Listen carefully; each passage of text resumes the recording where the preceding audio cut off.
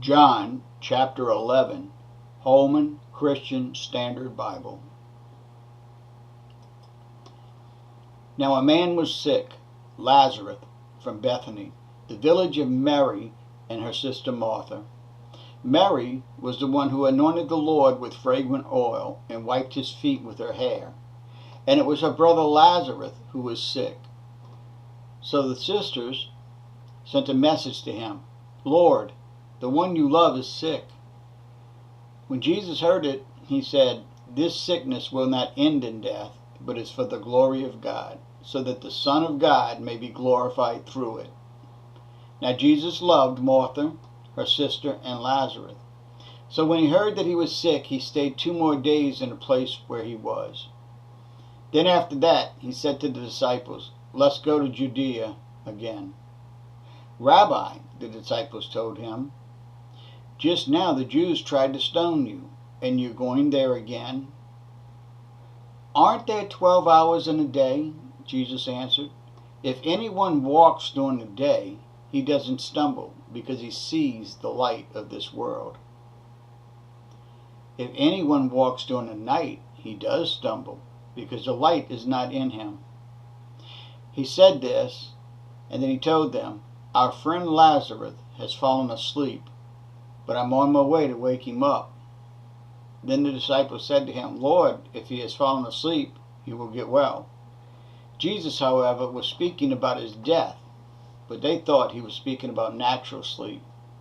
So Jesus told them plainly, "Lazarus has died. I'm glad for you that I wasn't there, so that you may believe. But let's go to him." Then Thomas, called Twin, said to his fellow disciples, "Let's go, that we may die with him." When Jesus arrived, he found that Lazarus has already been in the tomb 4 days. Bethany was near Jerusalem, about 2 miles away. Many of the Jews had come to Martha and Mary to comfort them about their brother. As soon as Martha heard that Jesus was coming, she went to meet him, but Mary remained seated in the house.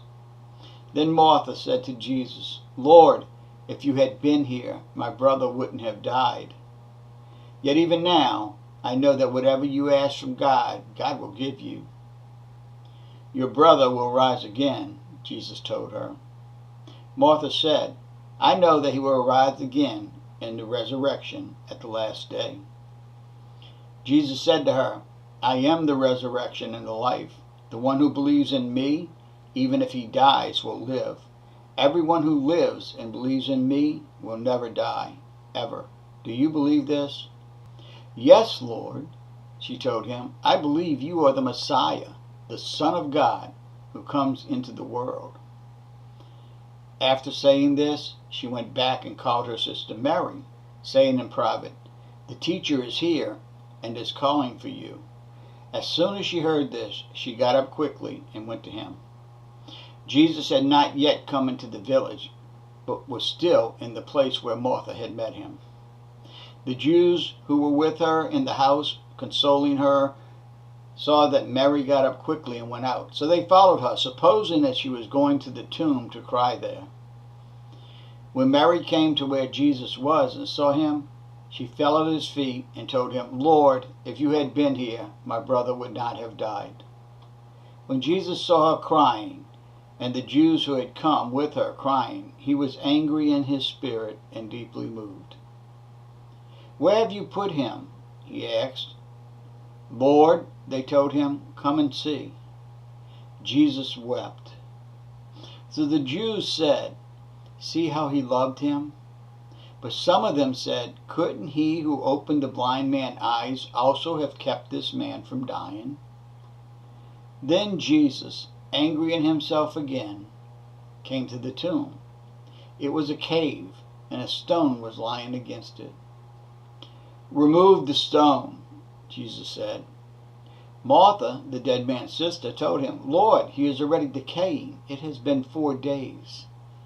Jesus said to her, "Didn't I tell you that if you believed, you would see the glory of God?" So they removed the stone. Then Jesus raised his eyes and said, "Father, I thank you that you heard me. I know that you always hear me. But because of the crowd standing here, I say this, so that they may believe you sent me." After he said this, he shouted with a loud voice, "Lazarus, come out." The dead man came out, bound hand and foot with linen strips, and with his face wrapped in a cloth. Jesus said to them, "Loose him and let him go." Therefore, many of the Jews who came to Mary and saw what he did believed in him. But some of them went to the Pharisees and told them what Jesus had done. So the chief priests and the Pharisees convened the Sanhedrin and said, "What are we going to do, since this man does many signs? If we let him continue in this way, everyone will believe in him. Then the Romans will come and remove both our place and our nation." One of them, Caiaphas, who was high priest that year, said to them, "You do nothing at all. You're not considering that it is to your advantage that this one man die for the people rather than the whole nation perish." He did not say this on his own accord, but being high priest that year, he prophesied that Jesus was going to die for the nation, and not for the nation only, but also to unite the scattered children of God. So from that day on, they plotted to kill him. Therefore Jesus no longer walked openly among the Jews, but departed from there to the countryside near the wilderness, to a town called Ephraim. And he stayed there with the disciples. The Jewish Passover was near, and many went up to Jerusalem from the country to purify themselves before the Passover. They were looking for Jesus and asking one another as they stood in the temple complex, "What do you think? He won't come to the festival, will he?" The chief priests and Pharisees had given orders that if anyone knew where he was, he should report it so they could arrest him. Please click like if you are on Facebook, or subscribe if you are on YouTube. But always remember, by sharing this video, you are sharing God's Word. May God bless and keep you.